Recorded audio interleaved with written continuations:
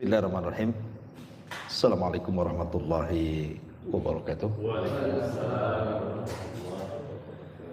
Alhamdulillah wassalatu wassalamu ala Rasulillah wa ala alihi wa sahbihi wa mawalah wa la haula wa la quwata illa billahi wa ba'd. Alhamdulillah di malam hari ini kita bisa duduk kembali untuk berthalabul ilmi.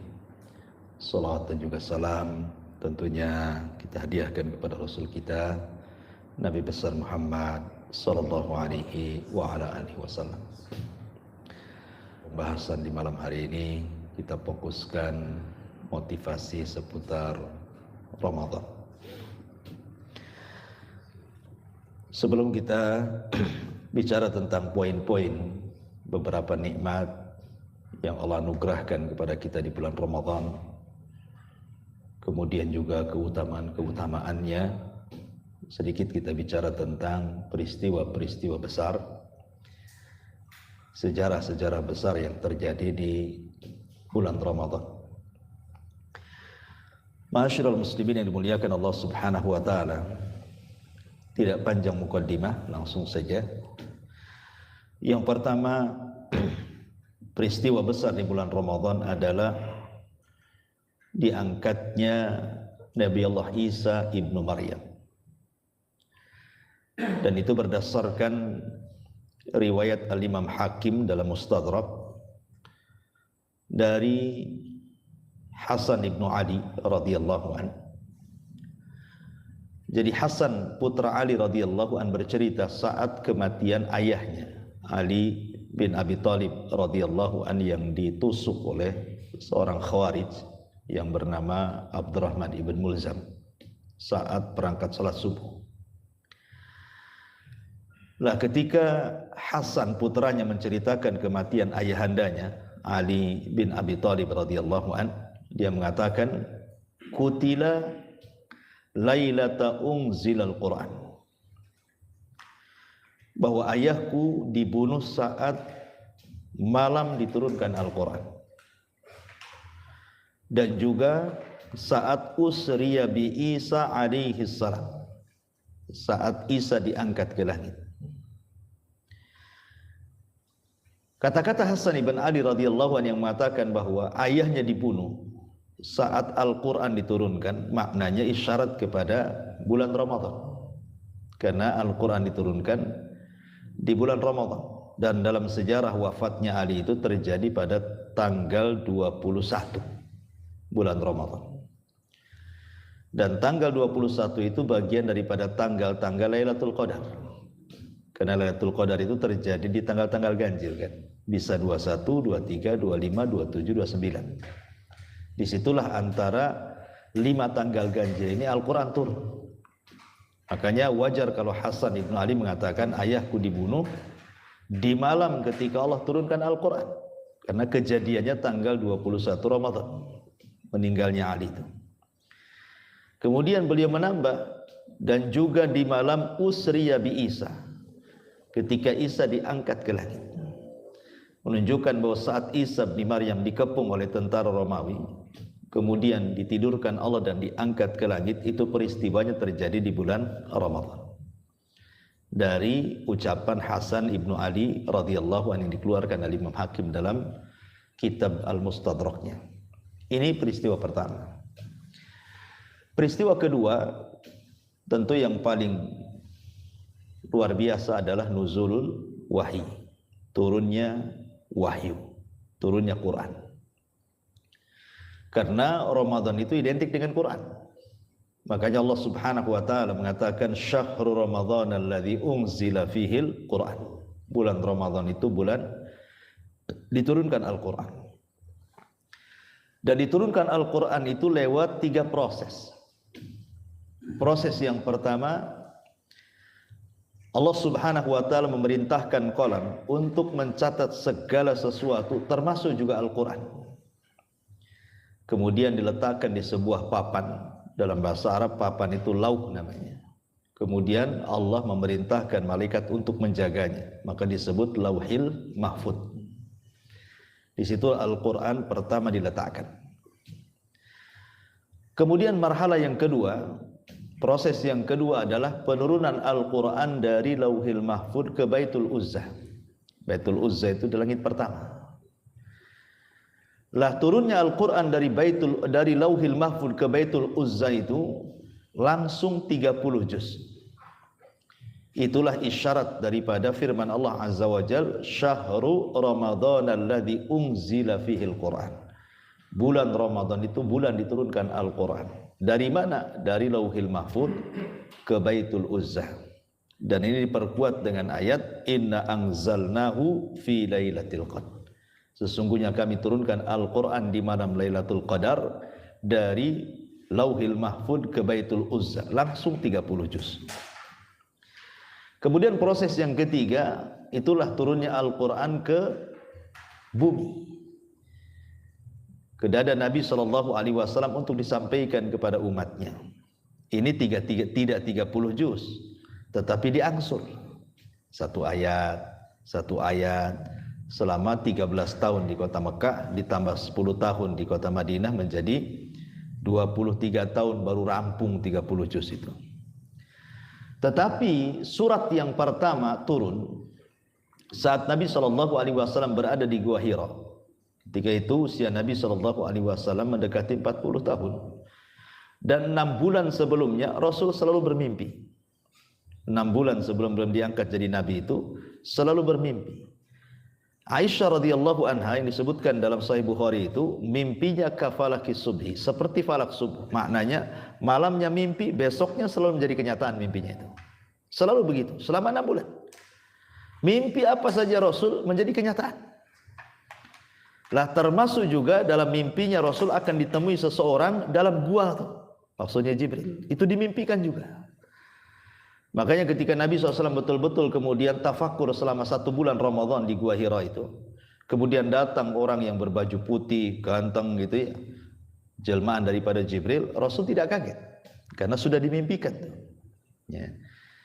Ketika kemudian Nabi SAW kemudian bersalaman dengan Jibril, tiba-tiba kemudian Jibril memeluk Nabi SAW, kemudian menyuruh untuk membaca sesuatu.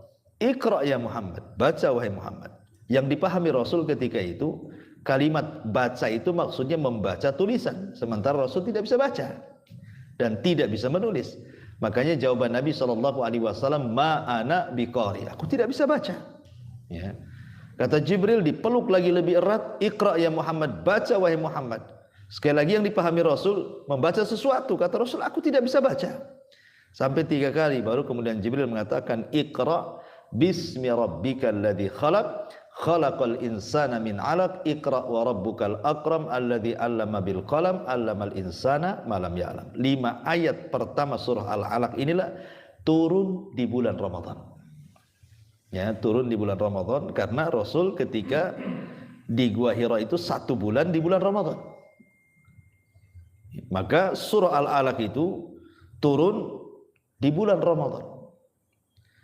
Inilah kenapa kemudian Al-Quran itu disebutkan oleh Allah Subhanahu wa ta'ala di ayat tadi, Syahru Ramadhan alladhi unzila fihil Quran. Bulan Ramadan itu bulan diturunkan Al-Quran, karena 2 kali turun di bulan Ramadan. Dari Lauhil Mahfud ke Baitul Uzzah bulan Ramadan. Kemudian Jibril menurunkan surat pertama Al-Alaq 5 ayat saja pertama, itu juga terjadi di bulan Ramadan. Jadi setatnya di bulan Ramadan semuanya. Baru ayat-ayat yang lain yang turun kepada Rasul, ya ada yang di bulan Ramadan, ada yang tidak di bulan Ramadan, sesuai dengan peristiwa dan kejadian yang dihadapi Nabi. Ya, sampai 23 tahun baru rampung 30 juz gitu ya. Dan ini perbedaan Quran dengan kitab-kitab di luar Quran. Sebab kalau Taurat, Zabur, Injil itu kan langsung dikasih. Ya, tidak ada proses. Kalau Quran kan berproses, 1 ayat gitu ya. Apa hikmahnya? Ya supaya jangan ada persoalan kecuali ada jawaban dalam Al-Quran. Ini peristiwa yang kedua, nuzulul Quran. Kemudian peristiwa yang ketiga, yang besar-besar aja saya sebutkan, adalah terjadinya Perang Badar. Ini terjadi pada tanggal 17 Ramadan. Ya. Lah Perang Badar ini adalah perang penentu. Makanya bahasa Quran itu disebut Yaumul Furqan, perang pembeda antara mukmin dan kafir, antara muwahhid dan orang-orang musyrik. Sampai dahsyatnya peperangan ini Nabi SAW sampai di malam hari keesokan dia mau berperang Badar itu berdoa kepada Allah, Allahumma intahlik hadhil isabah falan tu'bada bada. Ya Rabb, kalau kau hancurkan kelompok yang sedikit ini, kau gak akan ada yang nyembah lagi. Kenapa Rasul sampai berdoa seperti itu? Karena ketika itu Rasul menghadapi musuh dengan jumlah yang banyak, sementara Rasul tidak punya pengalaman perang dan juga para sahabatnya, dan itu bukan perang direncanakan. Perang Badar Kubra itu bukan perang yang direncanakan, karena rencana awal itu kan menyergap kafilahnya Abi Sufyan dari Syam, ingin mengambil dagangannya sebagai balasan mengambil hak, karena ketika sahabat hijrah dari Mekah ke Madinah, rumah mereka, tanah mereka, bisnis mereka diambil, ya. Makanya ingin menyergap Abu Sufyan saja untuk mengambil kafilah dagangnya saja. Rupanya Abu Sufyan ini cerdas, mengirim penunggang kuda yang bernama Dhamdham untuk memberitahu Abu Jahal bahwa dagangan orang Mekah akan diambil oleh Muhammad dan sahabatnya. Sejak itulah Abu Jahal kemudian menyiapkan pasukan besar dan menyusul Abi Sufyan. Berjumpalah di Badar. Jadi ini bukan perang terencana, gitu ya. Makanya kekhawatiran Rasul manusiawi, sampai mengatakan, ya Rabb, kalau kau hancurkan kelompok yang sedikit ini, nggak akan ada yang nyembah kamu lagi. Sebab doa itu Allah Subhanahu wa taala kabar gembirakan, di malam itu turun 1000 malaikat langsung dipimpin Jibril. Makanya Rasul mengatakan kepada Abu Bakar, berbahagialah wahai Abu Bakar, Allah sudah menurunkan pertolongannya. Malam itu sudah ditampakkan 1000. Dan dalam peperangan Allah tambah lagi menjadi 3000. Bahkan di akhir peperangan Allah tambah lagi menjadi 5000 malaikat dipimpin Jibril alaihi salatu wassalam. Lah, peristiwa Badar ini terjadi di 17 bulan Ramadan. Dan ini perang yang luar biasa. Ya, walaupun perang ini mungkin dibandingkan pasukan-pasukan setelahnya, ya, lebih banyak. Tapi kalau dari segi pelajaran, itu perang Badar itu banyak sekali pelajarannya. Ya. Padahal perang-perang selain Badar yang lebih besar dari Badar kan banyak, gitu ya. Dan dengan pasukan yang banyak juga, seperti perang Tabuk kan banyak tentara kaum muslimin. Tetapi kalau cerita perang Badar mesti banyak sekali pelajaran di dalamnya. Ini juga terjadi pada tanggal 17 bulan Ramadan. Kemudian perang yang luar biasa lagi adalah Fathu Mekah. Nah, ini juga terjadi di bulan Ramadan. Fathu Mekah itu. Lah, Fathu Mekah inilah yang kemudian membuka hati-hati orang-orang Arab. Karena setelah peristiwa Fathu Mekah ini apa yang terjadi? Berbondong-bondong manusia dari semua kabilah datang masuk Islam. Sampai-sampai momen Fathu Mekah ini diabadikan dalam Quran kan. Idza jaa nasrullahi wal fath. Ya, apabila datang pertolongan Allah dan Fathu Mekah. Apa dampaknya? Wa ra'aitan nas yadkhuluna fi dinillahi afwaja. Dampak daripada Fathu Mekah itu kau lihat manusia berbondong-bondong datang dari mana-mana saja untuk masuk Islam. Jadi memang peristiwa Fathu Mekah ini peristiwa luar biasa. Jadi dua perang ini semua terjadi di bulan Ramadan. Badar, kemudian Fathu Mekah. Dan dua-duanya diabadikan dalam suratul Nasr. Idza jaa nasrullah maksudnya di Badar, wal fath maksudnya Fathu Mekah. Dua-duanya di bulan Ramadan. Ini peristiwa-peristiwa besar di bulan Ramadan. Kemudian juga peristiwa yang lain adalah meninggalnya Khadijah.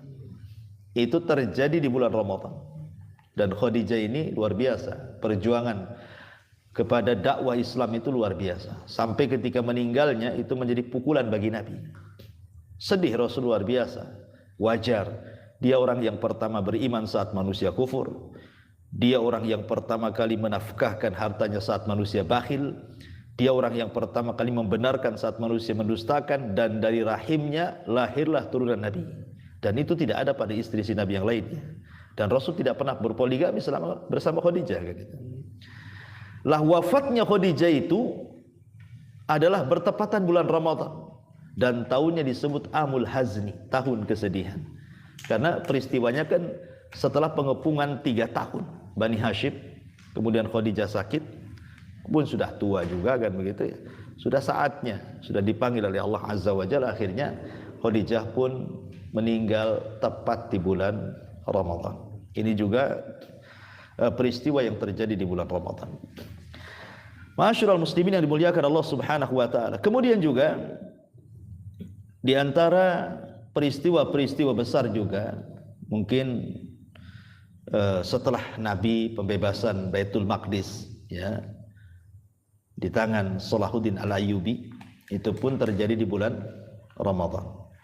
Kemudian pembebasan kota Antokia, yang kala itu Antokia dikuasai orang-orang Nasrani.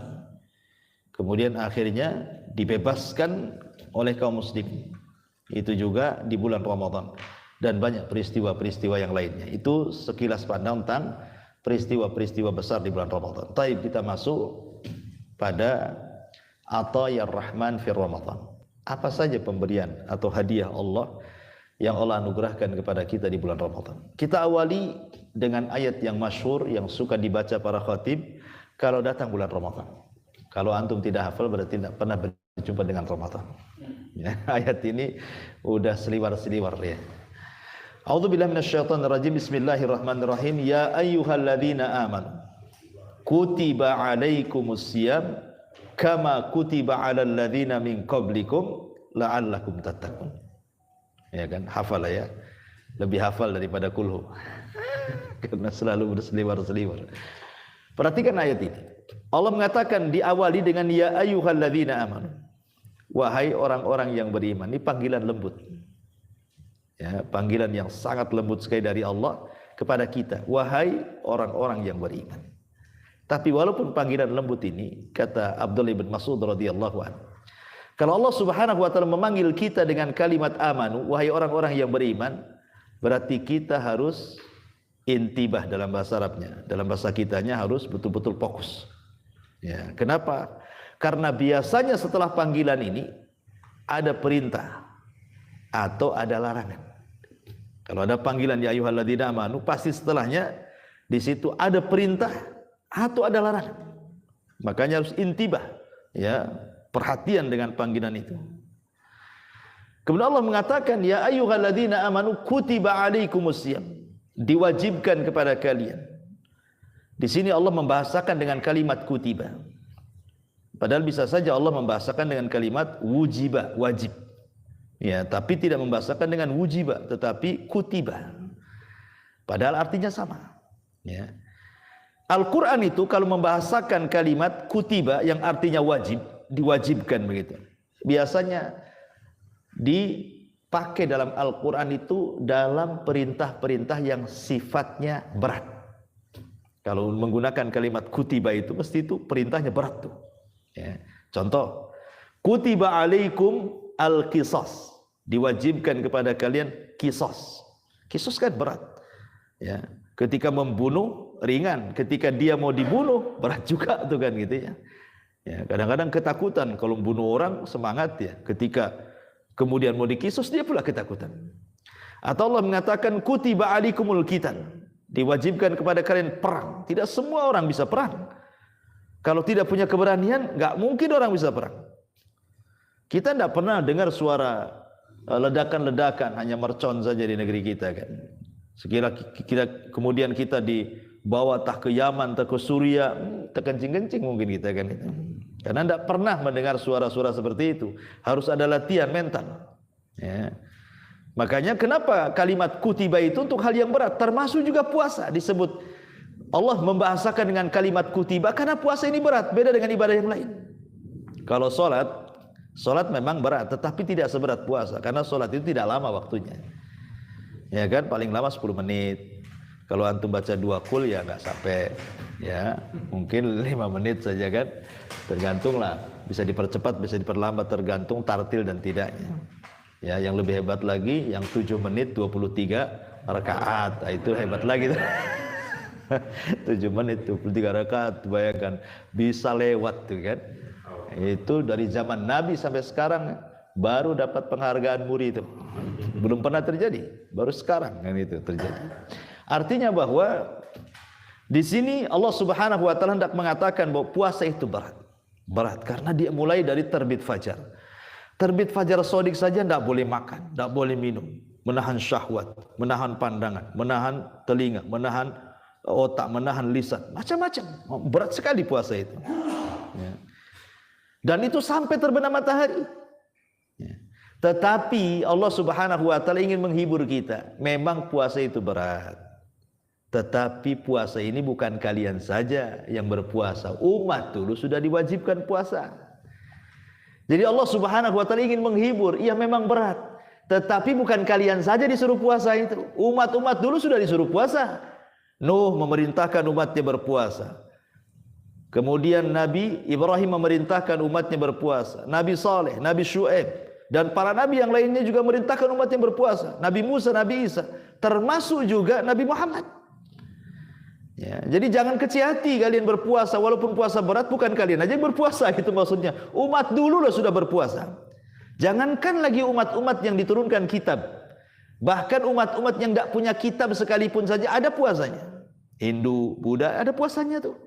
Ya, agama-agama yang nggak jelas saja kan ada puasanya tuh. Apalagi agama-agama samawat, agama-agama yang turun dari langit yang ada kitabnya, pasti mereka diperintahkan puasa. Dari mana kita tahu bahwa mereka diperintahkan puasa?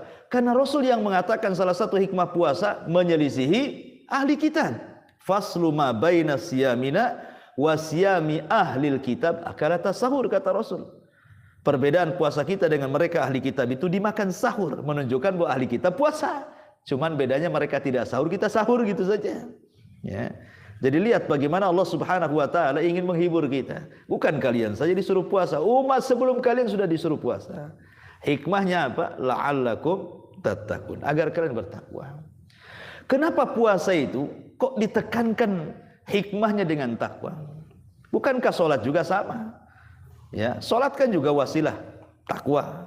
Orang sholat kan bisa takwa juga. Inna sholata tanha 'anil fahsya'i wal munkar.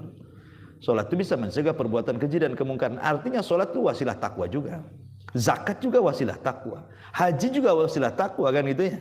Ibadah-ibadah yang lain juga wasilah takwa.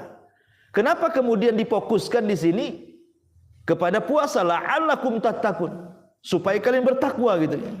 Ulama menjawab bahwa memang sholat itu wasilah takwa, zakat itu wasilah takwa, tetapi porsi puasa itu lebih banyak, menjadikan orang itu bisa bertakwa dibandingkan ibadah yang lain. Ya, jadi ibadah puasa itu memungkinkan orang itu bisa lebih takwa dibandingkan ibadah yang lain.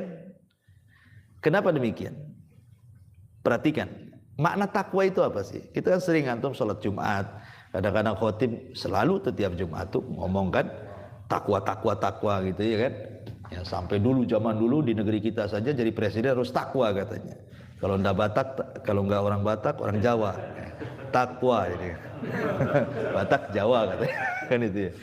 Ya, tapi bukan itu maknanya. Maksudnya takwa di sini artinya imtitsal awamirillah wajtinab nawahi, kan itu. Melaksanakan perintah, menjauhi larangan. Itu makna takwa secara global. Dan ibadah puasa satu-satunya ibadah yang seseorang itu lebih cepat menjalankan perintah dan lebih cepat menjauhi larangan dibandingkan yang lainnya. Puasa ini. Apa alasannya? Karena orang yang berpuasa itu mampu menguasai hawa nafsunya sebagaimana orang yang tidak puasa dikuasai hawa nafsunya. Orang kalau puasa dia bisa menguasai hawa nafsunya. Orang yang tidak puasa hawa nafsu yang menguasai dia. Ya. Karena begini, ikhwan, yang menjadikan orang tidak bertakwa itu karena dua perkara. Ya.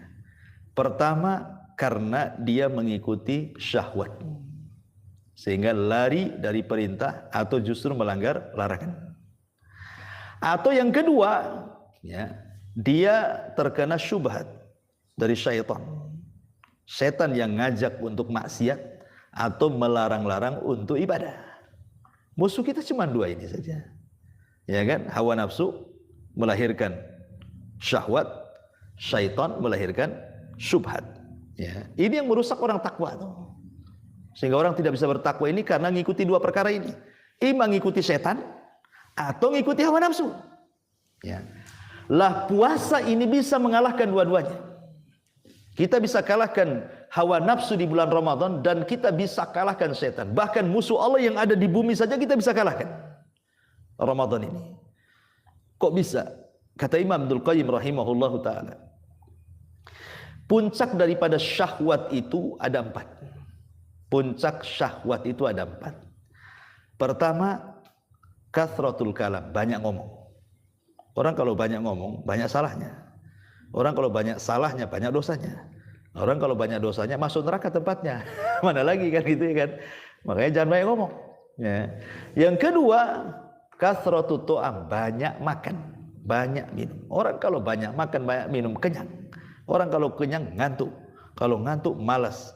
Malas ibadah, malas segalanya. Dan itu kita bisa buktikan kalau Anda puasa, ya kan? Kemudian pas buka dimakan semua satu meja, tarawih itu udah malas tuh. Itu saja terjadi di bulan Ramadan, apalagi di bulan Ramadan. Ya. Kemudian yang ketiga, kasratun naum, banyak tidur. Banyak tidur itu bukan makin sehat, makin sakit badan semua. Ya, dengan tidur itu lupa segalanya. Namanya orang tidur, kita tidak tahu berapa jam orang tidur itu. Akhirnya harusnya diibadah bablas gara-gara tidur. Kemudian yang ketiga, kasratul mukhalatah. Banyaknya bergaul dengan orang. Jalan sana, jalan sini. Akhirnya lupa ibadah. Ya, ngobrol sana, ngobrol sini, lupa ibadah. Ini kata Imam Abdul Qayyim, inilah 4 puncak syahwat. Yang kalau orang mengikuti 4 ini berarti telah mengikuti hawa nafsunya. Coba perhatikan, puasa bisa kalahkan 4-4-nya. Orang yang berpuasa tidak mungkin banyak ngomong. Orang berpuasa tidak mungkin banyak ngomong. Haus kalau banyak ngomong, kan gitu ya. Kalau orang banyak ngomong curigai itu, puasa enggak dia? Orang puasa kok banyak ngomong kan itu. Jangan-jangan minum ini kan itu. Orang puasa itu kebanyakan diem. Makanya salah-salah itu berhenti itu puasa. Gitu ya. Karena kalau banyak ngomong haus, bisa masalah puasanya. Ya. Kemudian yang kedua, orang yang puasa itu biasanya enggak makan, enggak minum. Ya memang orang puasa menahan makan, menahan minum. Ya, syahwat makan dan minumnya sudah terkalahkan dengan puasa.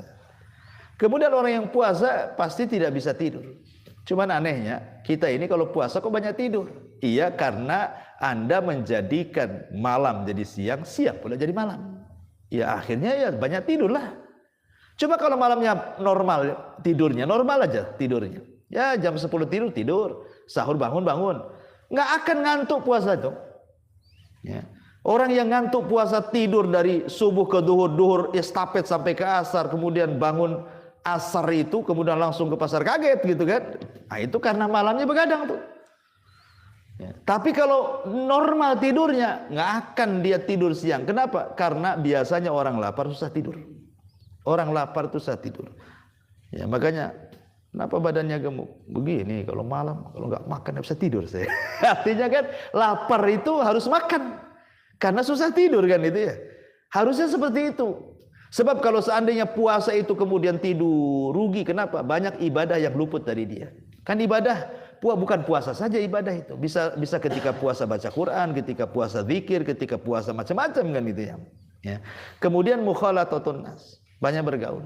Orang puasa itu malas diajak ketemuan di mana itu malas. Apalagi kalau siang-siang terik-terik matahari panas-panasnya kan. Kalau nggak puasa antum jumpa di mana saja, jalan ke mana saja tidak masalah. Ada aqua di samping. Ya, kurang puas lagi beli jus, ya kan? Kemana? Di warung makan mana? Kalau puasa macam mana mau janjian di warung? Mustahil kan? Paling tinggi di mana coba? Di masjid? Gitu ya janjiannya kalau puasa. Artinya bahwa 4 puncak syahwat ini bisa dikalahkan dengan puasa. Makanya orang yang berpuasa itu bisa menguasai syahwat dia. Termasuk juga syahwat berhubungan. Kemudian yang kedua, syaitan, syubhat. Sebenarnya semata-mata Ramadan itu setan sudah kalah sebenarnya. Kenapa? Karena Rasul yang mengatakan, "Idza ja'akum Ramadan, futihat abwabul jannah wa ghuliqat abwabun niran wa suffidati syayatin." Apabila datang bulan Ramadan, pintu sorga dibuka, pintu neraka tertutup, setan sudah diikat. Semata-mata yang Ramadan saja setan itu sudah terikat sebenarnya. Sudah kalah gitu ya. Logikanya kalau antum ini perang kelahi dengan 2 musuh, satu terikat di pohon musuhnya, satu pula liar tak terikat. Lebih mudah mana antum mentung kepalanya tuh? Ya lebih mudah yang terikat lah, dia tak ngelawan. Kan terikat kan itu ya. Itu logika saja. Apalagi Ramadan sendirilah syahrul Quran, bulan Al-Quran. Dan setan itu paling tidak suka dengan Quran. Makanya ada hadis yang mengatakan kalau antum baca Al-Baqarah di rumah, lari itu setan itu. Jadi dengan Quran itu bisa mengalahkan setan. Kemudian juga puasa sendiri memperlambat jalan darah.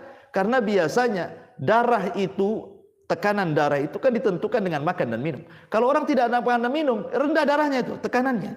Sehingga tekanan setan pun akan rendah. Karena setan akan masuk dari jalan darahnya manusia. Artinya setan bisa dikalahkan. Bahkan musuh Allah yang ada di bumi sekalipun, orang-orang musyrik, orang kafir yang memerangi Islam, sudah saya jelaskan di awal dalam sejarah tadi, tidak pernah sepengetahuan saya yang saya baca sejarah, peperangan yang dilakukan Rasul di bulan Ramadan dikalahkan, tidak pernah. Saya tidak pernah lihat sejarah gitu, membaca sejarah di zaman Nabi maksudnya ya. Kalau Rasul melakukan penyerangan, peperangan di bulan Ramadan dikalahkan, tidak pernah. Kenapa? Ya karena Allah berkahi bulan itu dan Allah menangkan. Jadi bisa melawan syahwat, bisa melawan setan, orang kafir aja bisa dilawan. Makanya ketika musuh itu bisa kita tundukkan, wajar kalau Allah katakan la'allakum tattaqun. Dengan itulah kalian bisa takwa. Karena yang susah orang bertakwa itu tadi, karena tidak bisa menahan syahwat atau tidak bisa melawan setan, makanya susah untuk takwa. Ketika kita bisa melawan itu semuanya, insyaallah la'allakum tattaqun. Nah, itulah kenapa kemudian puasa itu diakhiri hikmahnya adalah takwa. Dan dari sini kita tahu bahwa Allah Subhanahu wa taala tidak menghitab kita itu begini. Wahai orang-orang yang beriman, berpuasa, diwajibkan kepada kalian berpuasa sebagaimana umat kalian diwajibkan berpuasa agar kalian lapar. Allah tidak katakan seperti itu. Atau agar kalian haus, enggak juga. Atau agar kalian merasakan bagaimana orang-orang fakir itu enggak makan, enggak minum, enggak juga. Tapi Allah mengatakan la'allakum tattaqun. Berarti puasa itu ada erat kaitan dengan hati. Karena takwa itu di sini kata Nabi. At-taqwa hahuna. Ya, berarti puasa itu sangat erat kait dengan hati. Kenapa coba? Erat kait dengan hati. Imam Ibnul Qayyim mengatakan, hati ini kal malik. Hati ini seperti raja. Dan anggota badan itu adalah rakyatnya. Apapun yang dikatakan raja, maka rakyat akan patuh dengan rajanya. Lah ketika kemudian puasa itu membuahkan takwa, maka anggota badan ini akan baik. Karena rajanya sudah baik. Kan itu ya. Sehingga kalau seandainya kata hati, hei mata jangan memandang yang haram, selamanya tidak akan memandang yang haram. Kata hati, telinga jangan kau dengar yang haram, selamanya enggak akan dengar yang haram. Kata hati, hei kaki jangan kau langkahkan ke tempat haram, tidak akan melangkah kaki ke tempat yang haram. Kenapa? Karena maksiat itu dorongan hati. Ketika hati baik, semuanya baik. Itulah sabda Nabi SAW, ala wa inna fil jasadi mudghah idza saluhat saluhal jasadu kullu wa idza fasadat fasadal jasadu kullu ala wahyal qalbu, kata Rasul. Dalam jasad manusia terdapat segumpal daging. Kalau dia baik, baik semua. Kalau dia jahat, jahat semua. Itulah jantung, kata Rasul. Hati, jantung. Maksudnya jantung, bukan kabid, ya. Taib. Ini yang pertama, bahwa di antara ataya pemberian Allah di bulan Ramadan itu adalah Allah Subhanahu wa taala hendak memberikan yang terbaik kepada hati kita dengan cara berpuasa, dan efeknya adalah takwa.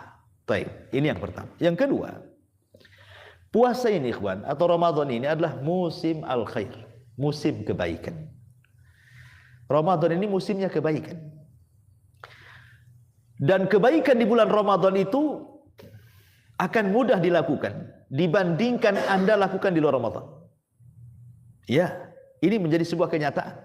Anda melakukan kebaikan di bulan Ramadan itu mudah, tapi di luar Ramadan belum tentu bisa. Coba kita lihat, tidak ada masjid yang paling penuh kecuali Ramadan. Perhatiin. Coba, ada enggak masjid di luar Ramadan penuh? Enggak, ya waktu tertentu saja. Tapi Ramadan itu semua masjid, semua mushola penuh. Ya, sampai ada masjid mungkin saking sempitnya, tempat sandal ini dikasih terpal. Salat tarawih di situ. Walaupun minggu pertama, minggu kedua safnya makin maju. Sampai minggu ketiga udah pindah ke mall, persiapan Idul Fitri kan itu. Tapi kita lihat bahwa bagaimana permulaan Ramadan itu dengan ramainya masjid menunjukkan apa?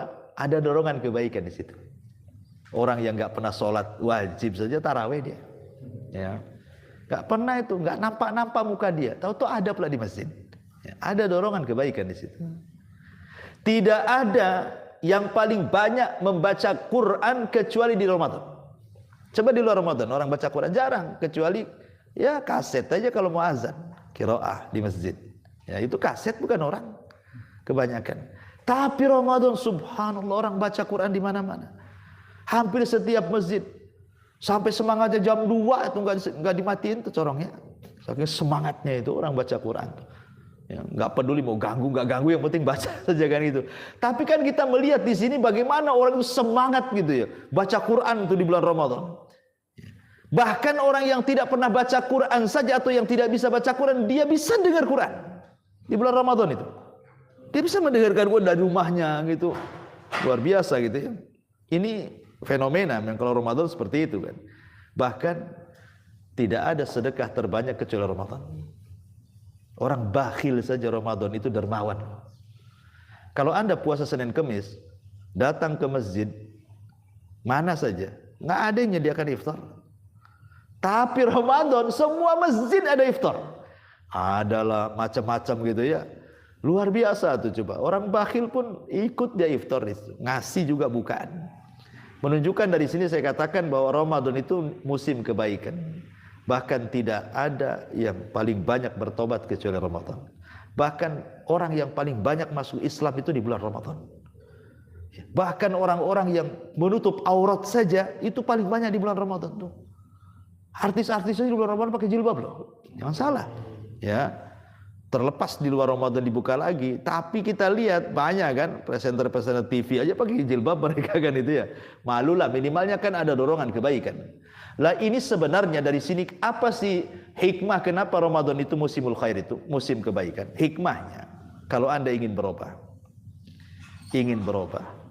Kesempatan berubah itu yang paling bisa Ramadan. Kalau ingin berubah. Ya. Kenapa demikian? Jangankan lagi manusia, alam semesta saja bisa berubah. Lihat hadis yang tadi saya baca. Apabila datang bulan Ramadan, pintu langit dibuka. Dalam riwayat pintu sorga dibuka. Pintu neraka ditutup. Setan diikat. Artinya bahwa dengan datangnya Ramadan, langit bisa berubah. Sorga bisa berubah. Neraka pun berubah. Alam setan berubah. Alam malaikat lo berubah. Lah kalau alam-alam itu bisa berubah, lo kita tidak bisa berubah, ini gimana ceritanya? Ya. Kenapa saya katakan demikian? Karena begini, setan udah diikat, pintu surga dibuka, pintu neraka ditutup, ya kan? Orang berbuat baik lebih banyak. Kalau tidak menjadikan Anda untuk berubah di bulan Ramadan, di luar Ramadan mustahil Anda berubah. Di Ramadan aja tidak bisa berubah, kok mengharap di luar Ramadan pula tobat? Di luar Ramadan setan berkeliaran di mana-mana, ya kan? Pintu surga ditutup lagi. Hembusan-hembusan neraka dibuka lagi kan gitu. Pintu langit ditutup. Apalagi? Ya. Susah kalau ingin berubah, memang satu-satunya di bulan Ramadan mau dipahala lagi, itu yang paling cepat itu. Kalau di Ramadan saja tidak bisa berubah, itu keterlaluan. Kenapa? Karena Ramadan sendiri adalah bulan tarbiyah masalahnya. Kenapa saya katakan tarbiyah? Bayangkan coba, yang halal saja dilarang. Makan itu halal, mubah kan? Tapi kan tak boleh dimakan. Kalau lagi puasa, minum lo mubah, tapi tak boleh diminum. Menggauli istri lo berpahala, tapi tak boleh digauli kan itu. Artinya apa di sini? Kalau yang mubah-mubah saja dilarang, apalagi yang haram gitu maksudnya ya. Ya ini kan mafhum aulawi namanya ya. Yang mubah saja dilarang, apalagi yang haram. Artinya di sini ada tarbiyah tadrib. Ya. Jadi yang mubah saja, kalau sekiranya itu bisa membatalkan puasa, dilarang. Apalagi saat puasa Anda berzina, Anda mencuri, Anda maling, Anda macam-macam. Naudzubillah. Nah, kan? Di sini sebenarnya tarbiyah bagi kita. Karena Ramadan sendiri adalah syahrul ibtila wal ikhtibar. Ulama mengatakan puasa itu sebenarnya ujian dari Allah.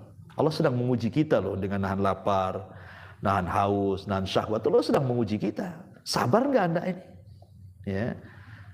Karena puasa sendiri sebenarnya itu puncak daripada semua kesabaran. Kenapa? Sabar itu kan ada 3 tuh. Itu semua ada di puasa. Pertama, sabar melaksanakan ketaatan. Yang kedua, sabar ketika meninggalkan kemaksiatan. Yang ketiga, sabar ketika menghadapi qada dan qadar. 3-tiganya ada di puasa. 3-tiganya di puasa. Makanya puasa itu puncak dari kesabaran. Wajar kalau Allah Subhanahu wa taala mengatakan apa? Puasa itu milikku, aku yang akan mengganjarnya. Kan itu ya. Kenapa? Karena Allah yang mengatakan innama yuwaffas sabiruna ajrahum bighairi hisab. Allah akan membalas pahala orang-orang yang sabar itu tanpa hisab. Dari mana kita tahu dan apa perbedaannya? Dan mana yang lebih tinggi kesabaran itu? Yang paling tinggi sabar itu adalah sabar ketika melaksanakan ketaatan. Karena biasanya begini, ikhwan. Kalau orang bisa sabar ketika melaksanakan ketaatan, memang dia melaksanakan itu karena Allah. Antum ini sholat, sabar. Sabar ketika datang waktu sholat, langsung sholat. Ya, itu sabar namanya. Orang yang bisa sabar ketika melaksanakan ketaatan, pasti niatnya cuma satu, lillahi ta'ala. Makanya sabar yang pertama ini puncak paling tinggi. Adapun sabar ketika meninggalkan maksiat belum tentu karena Allah. Orang yang meninggalkan maksiat itu belum tentu karena Allah. Bisa karena Allah, bisa karena selain Allah. Saya contohkan. Ya. Orang meninggalkan maksiat, orang tidak mabuk. Kenapa kau tak mabuk? Tak ada duit. Berarti bukan karena Allah, karena duit. Kan itu ya. Kenapa enggak selingkuh? Takut istri. Ya. Kenapa enggak selingkuh? Takut istri, bukan takut Allah. Jadi orang yang meninggalkan maksiat belum tentu karena Allah kan, bisa saja karena yang lainnya. Makanya dia di urutan kedua. Ya. Baru urutan yang ketiga, sabar dalam menghadapi qada dan qadar. Perhatikan puasa. Orang ketika dia tidak makan, tidak minum, menahan syahwat dari terbit fajar shadiq sampai terbenam matahari, dan dia sabar, itu artinya sabar ketika antum melaksanakan puasa, berarti sabar dalam melaksanakan ketaatan. Satu. Ya. Kemudian yang kedua, puasa kan bukan hanya sekedar menahan lapar, dahaga ataupun syahwat. Lebih daripada itu, jangan sampai memandang yang haram. Nanti hilang pahalanya. Jangan sampai mendengar yang haram. Nanti hilang pahalanya. Jangan sampai melangkahkan ke tempat yang haram. Nanti hilang pahalanya. Sehingga kita harus sabar. Jangan ngomong dusta, jangan namimah, jangan ngadu domba, jangan mencaci, jangan memaki, jangan memandang ini, jangan memandang itu. Itu artinya kita disuruh meninggalkan maksiat. Dan harus sabar. Saat puasa janganlah itu semua dilakukan. Kemudian yang ketiga, sabar dalam qada dan qadar. Yang namanya kalau orang tidak makan lapar itu sudah takdir. Kalau antum tidak minum pasti haus, itu takdir namanya. Berarti ketika kita nahan lapar, nahan haus, itu sebenarnya kita sedang sabar ketika menghadapi takdir Allah. Makanya 3 kesabaran ada di puasa tuh, bayangkan ya. Jadi inti daripada puasa itu sebenarnya sabar. Makanya sebagian para ulama ketika mentafsirkan ayat surah Al-Baqarah itu, wasta'inu bis sabri was shalah. Mintalah pertolongan Allah dengan sabar dan dengan salat. Sebagian ahli tafsir mengatakan yang dimaksud sabar di sini adalah wasta'inu bis saumi was salati, itu maksudnya. Mintalah pertolongan dengan puasa dan juga dengan salat. Karena makna sabar itu artinya puasa. Nah, ini hikmah yang kedua ya, bahwa Ramadan itu musim kebaikan, gitu ya. Kemudian yang ketiga, Ramadan ini adalah musim ampunan. Kenapa kita harus paham kalimat bahwa Ramadan itu syahrul maghfirah? Ini pentingnya. Karena begini ya, kalau kita lihat ibadah fitar Ramadan itu satu puasa. Kalau kita terbayang Ramadan, pasti yang terbayang 3. Puasa, taraweh, Lailatul Qadar. Kan itu ya. Itu saja yang terbayang. Kalau sudah Ramadan, ini pasti yang 3 ini yang diingat antum. Puasa, taraweh, Lailatul Qadar. Perhatikan 3 riwayat yang bicara tentang 3 ibadah fitrah di bulan Ramadan ini. Hampir mirip riwayatnya. Riwayat yang pertama Nabi mengatakan man shoma ramadhanan imanan wa ihtisaban ghufira lahu ma taqaddama min dhanbi. Riwayat yang kedua man qama ramadhanan imanan wa ihtisaban ghufira lahu ma taqaddama min dhanbi. Riwayat yang ketiga man qama lailatal qadrin imanan wa ihtisaban ghufira lahu ma taqaddama min dhanbi. Hampir mirip hadis-hadisnya nih. Ujung-ujungnya itu mirip. Barang siapa yang berpuasa penuh dengan iman dan harapan pahala Allah, maka dia akan diampuni dosa-dosanya. Barang siapa yang sholat tarawih penuh iman dan mengharap pahala Allah, maka akan diampuni dosa-dosanya. Barang siapa yang menghidupkan malam Lailatul Qadar penuh iman dan mengharap pahala Allah, maka Allah akan ampuni dosa-dosanya. Lihat, semua redaksinya hampir mirip. Puasa bisa menghapuskan dosa, tarawih bisa menghapuskan dosa, Lailatul Qadar bisa menghapuskan dosa. Maknanya apa? Ramadan ini siang malam menghapuskan dosa. Siang malam. Siangnya menjadi siang ampunan dengan cara puasa.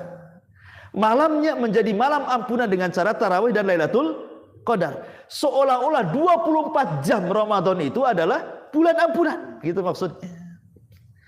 Dan kenapa kita harus penting memahami kalimat bahwa Ramadan syahrul maghfirah? Karena begini, kawan. Orang kalau sudah diampuni oleh Allah Subhanahu wa taala dosa-dosanya, maka antum tidak akan dihancurkan oleh Allah. Tidak akan dihancurkan, tidak akan dibinasakan fid dunya wal akhirah. Baik di dunia Allah tidak akan hancurkan kita, tidak akan membinasakan kita, ataupun di akhirat. Kalau Allah sudah ampuni loh. Ya. Kenapa? Karena ampunan sendiri adalah ainur rahmah. Ampunan itu adalah puncak daripada kasih sayang Allah kepada kita. Allah kalau sudah sayang dengan kita, tidak mungkinlah orang yang sayang menghancurkan.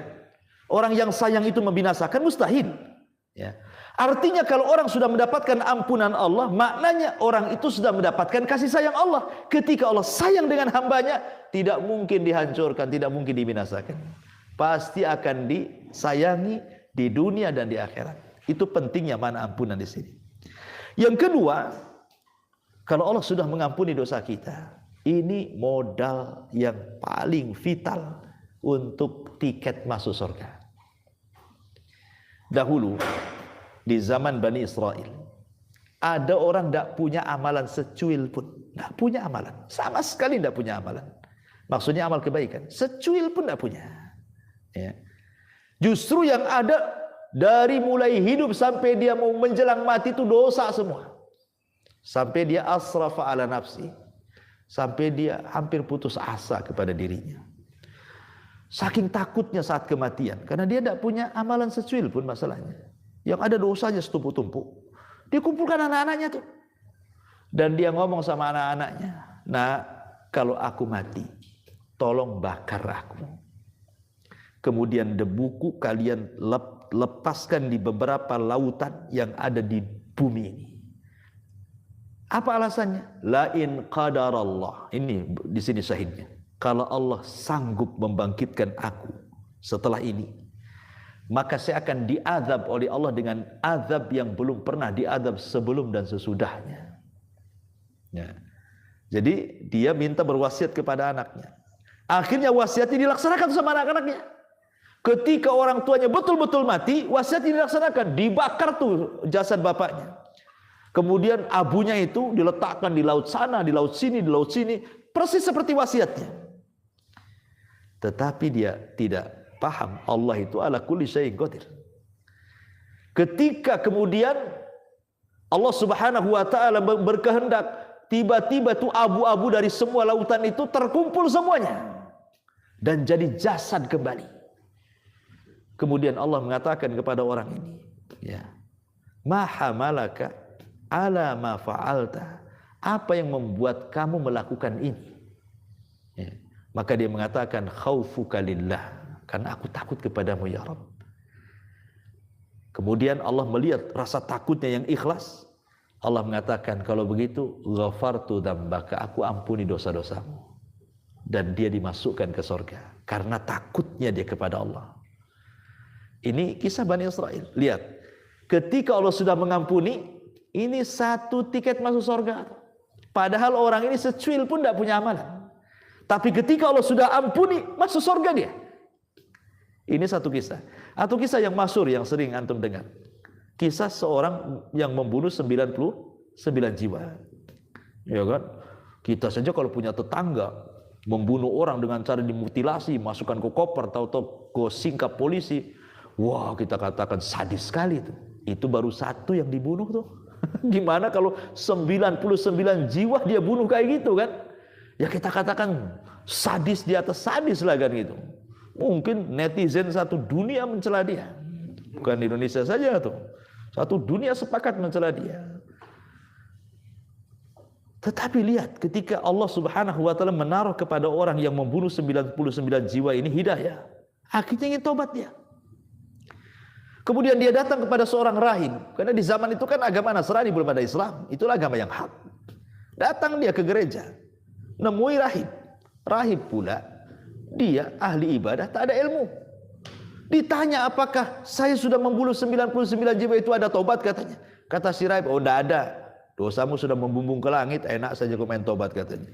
Marahlah, jiwa bunuhnya muncul. Dibantai pula si rahib itu. Genaplah jadi 100. Ya kan 100 jiwa dia bang. Tapi dia tidak putus asa. Dia putar-putar cari yang rahib yang lebih alim. Akhirnya ketemulah seorang rahib yang alim, memang punya pengetahuan. Kata sang rahib ini, kalau kau ingin bertobat bisa, tapi kau harus ke sana. Di sana itu loh ada desa, semua orang soleh, semua ulama. Aku belajar di sana, aku ibadah di sana. Mudah-mudahan kau diterima tobatnya sana. Senang dia. Ya. Karena perjalanan kan jauh ini dari tempat dia bertanya kepada sang alim ini ke tempat yang dituju itu jauh sekali gitu kan. Bisa memakan waktu berhari-hari.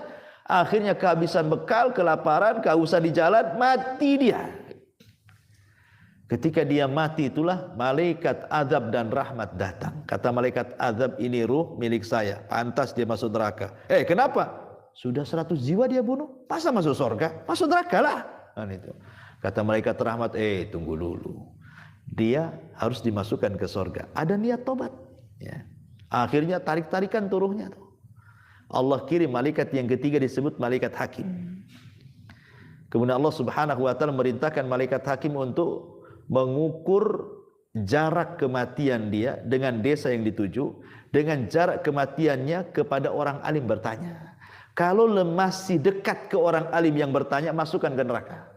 Kalau lebih dekat ke desa yang dituju, masukkan dia ke surga. Akhirnya diukur, bukan kayak ukuran tukang, ini ukuran malaikat. Ya. Kata rawi hadis, sebenarnya nih jarak kematian dia dengan orang yang bertanya itu lebih dekat dibandingkan ke tempat tujuan. Sebenarnya, tetapi karena Allah itu Rahim, Maha Pengampun, Maha Penyayang, Allah lipat bumi sehingga didekatkan ke desa yang dituju. Sebenarnya lebih jauh tuh, masih jauh, tapi karena Allah Rahim, Allah Ghafur, dilipat pula bumi sama Allah. Pas diukur oleh malaikat, rupanya lebih dekat ke desa yang dituju. Allah ampuni dia, Allah masukkan dia ke surga. Lihat, terkadang kemurkaan Allah itu tidak sebagaimana rahmatnya. Makanya di istilah inna rahmati wasi'at ghadabi. Ya, rahmatku itu lebih luas dibandingkan kemurkaanku gitu ya. Sampai Allah lipatkan bumi itu supaya didekatkan gitu ya. Karena ada niat baik di situ. Lihat, apabila Allah sudah mengampuni, Allah masukkan ke surga. Atau wanita pelacur yang ngasih minum anjing di zaman Bani Israel kan, Allah masukkan juga ke surga.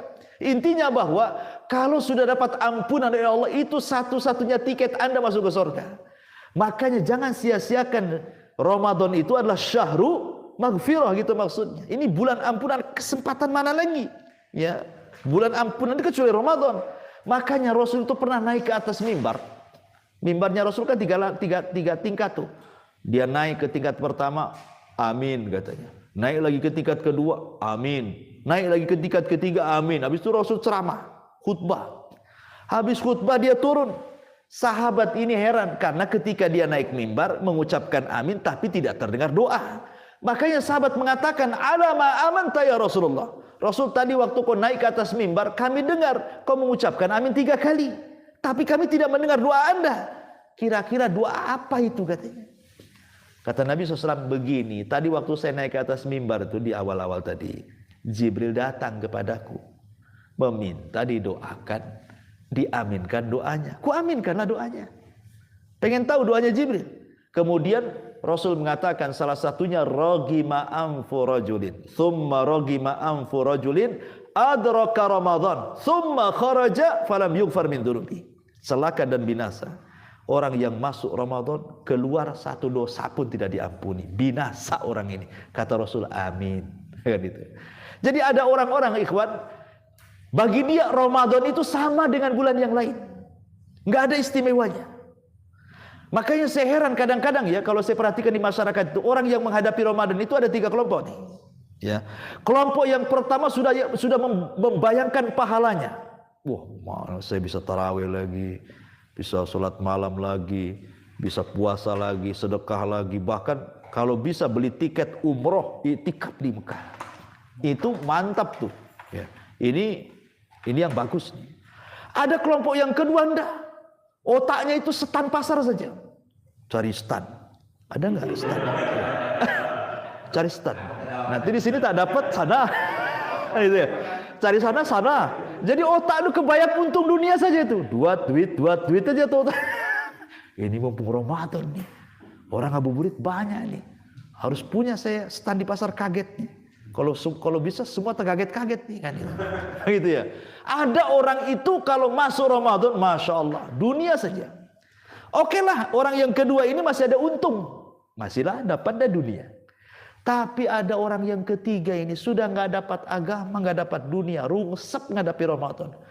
Aduh, lapar lagi saya Ramadan ini. Cemana saya Ramadan ini? Ada orang stres itu. Dia nggak kepikir cari untung dunia, apalagi cari untung akhirat, yang ada rungsep kepalanya. Ramadan lagi mau maksiat tutup semua katanya. Mikirnya itu aneh gitu ya. Lah ini orang celaka nih yang ketiga nih. Sudah nggak ada untung akhirat, nggak untung dunia, yang kedua saja sudah celaka. Ini yang ketiga nih celaka lagi tuh. Makanya kata Rasul, kata Jibril, ragima anfu rajulin, celakalah orang itu. Masuk Ramadan, keluar kok satu dosa gak diampuni dia. Ini maksudnya apa? Apa lewat saja di Ramadan itu? Nah, ini makanya harus memahami bahwa Ramadan syahrul maghfirah. Jangan sampai satu dosa lu gak diampuni, padahal 1 bulan kita lewat itu. Nah, ini juga termasuk ataya rahman. Sebenarnya ini pemberian Allah di bulan Ramadan. Coba kalau kita ini berbuat dosa, kemudian menyengajalah baca istighfar, kayaknya malas kita ini. Tapi cukup Ramadan puasa saja, dosa kita sudah diampuni kan itu ya. Walaupun tidak baca istighfar. Nah, itu kan enak tuh. Siangnya siang ampunan, malamnya juga malam ampunan. Nah, ini yang ketiga. Yang keempat, bukan hanya itu saja. Salah satu keistimewaan bulan Ramadan yang luar biasa adalah dilipat gandakannya pahala. Ini dilipat gandakannya pahala, dan ini hanya ada di bulan Ramadan. Semua ibadah yang antum lakukan dengan berbagai macam jenisnya, entah zikirnya, baca Qur'annya, sholatnya, silaturahimnya, sedekahnya, sebutkanlah ibadah apalah, baik ibadah hati, ibadah lisan, ibadah perbuatan, kalau dilakukan di bulan suci, kaedahnya maka pahalanya akan dilipat gandakan. Apa saja. Apalagi orang baca Quran ya, 1 huruf saja 10 pahala kan itu. Coba bayangkan Fatihah saja itu berapa huruf tuh, kalikan 10, bisa ribuan pahala antum dapat.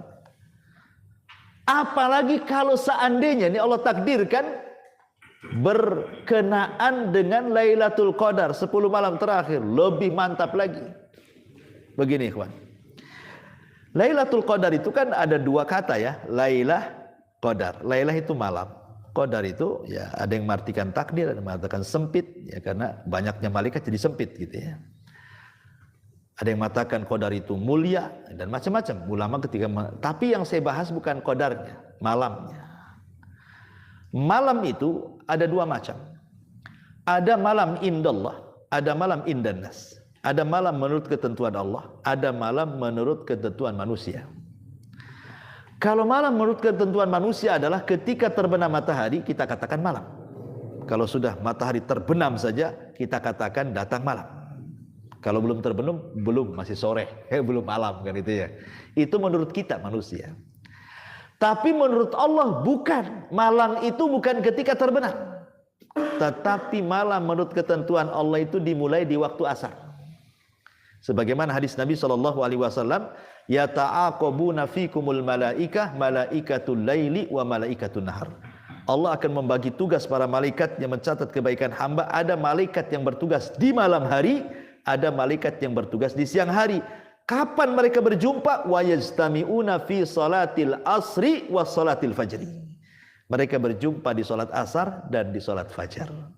Berarti malaikat malam mulai bertugas di waktu asar sampai fajar, malaikat siang bertugas di waktu fajar sampai asar. Dari sini kita tahu malam menurut ketentuan Allah itu waktu asar. Masuk waktu asar menurut Allah malam.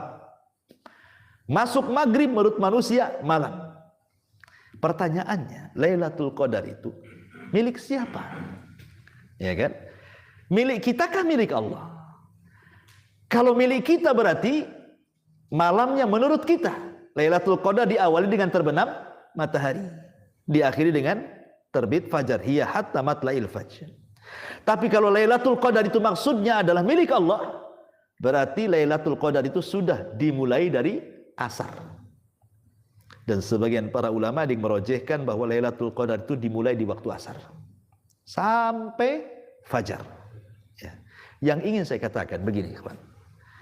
Lailatul Qadar itu kan sama dengan Ismul A'zam di dalam Asmaul Husna. Berdasarkan perkataan Aisyah radhiyallahu anha, di dalam Asmaul Husna yang 99 itu, salah satunya ada Ismul A'zam, nama Allah yang sangat agung, yang kalau Anda sebut nama itu kemudian berdoa pasti mustajab. Tetapi Allah sembunyikan, tidak tahu yang mana satu Asmaul Husna dari 99 itu. Allah sembunyikan. Ya. Sebagaimana Lailatul Qadar juga Allah sembunyikan di 10 malam akhir Ramadan. Tidak tahu malam keberapa. Karena kalau seandainya kita tarik tanggal ganjil itu mulai tanggal 20. Kita tarik tanggal ganjil 20. Berarti malam ganjilnya bisa 21, 23, 25, 27, 29. Ini kalau penanggalannya stop di 29. Tapi kalau kita tarik dari atas, dari tanggal 30 ke bawah, berarti jatuhnya 28, 26, 24, 22. Malam ganjilnya kan gitu, kalau dari atas ya. Kalau kita tarik dari atas 30 ke bawah, itu akan berbeda dengan dari 20 ke atas. Ya. Seolah-olah ulama ingin mengatakan, anggap saja tanggal 20 sampai tanggal 30 itu semua malam ganjil. Gitu maksudnya. Apalagi negeri kita ini kadang-kadang ada yang puasa duluan, ada yang puasa belakangan. Sehingga menurut kita ganjil, menurut dia genap. Kan itu kan. Kan repot tuh. Lah karena ada polemik seperti itu, makanya kata para ulama, jangan pernah mencari-cari tanggal ganjil. Hidupkan saja 10 malam akhir itu. Pasti Anda akan mendapatkan Lailatul Qadar. Apalagi bukan hanya mencari-cari tanggal ganjil, yang lebih parah lagi mencari-cari tanda-tanda Lailatul Qadarnya. Itu yang lebih parah itu. Siapapun yang memperhatikan dan mencari tanda Lailatul Qadar nggak akan dapat Lailatul Qadar, kata ulama. Oh, kata Ustaz, Lailatul Qadar itu kayaknya tak dingin, tak panas. Tapi kok kayaknya dingin? Iya, lagi meriang Anda. Cemana bisa bedakan ini apa nggak dingin nggak panas? Orang demam nggak bisa lah merasakan. Karena katanya ada tambahan cahaya, tidak bisa listrik nyala semua. Kecuali Anda hidup di hutan, nampaklah tambahan cahaya. Ya. Jadi intinya bahwa kata para ulama, jangan sibuk cari tanggal ganjil, jangan sibuk cari tanda-tanda. Hidupkan saja dari tanggal 20 sampai 29 atau 30 kalau memang itu digenapkan. Insya Allah. Dan saya yakin, pasti dari 20 hari itu, pasti antum dapat Lailatul Qadar.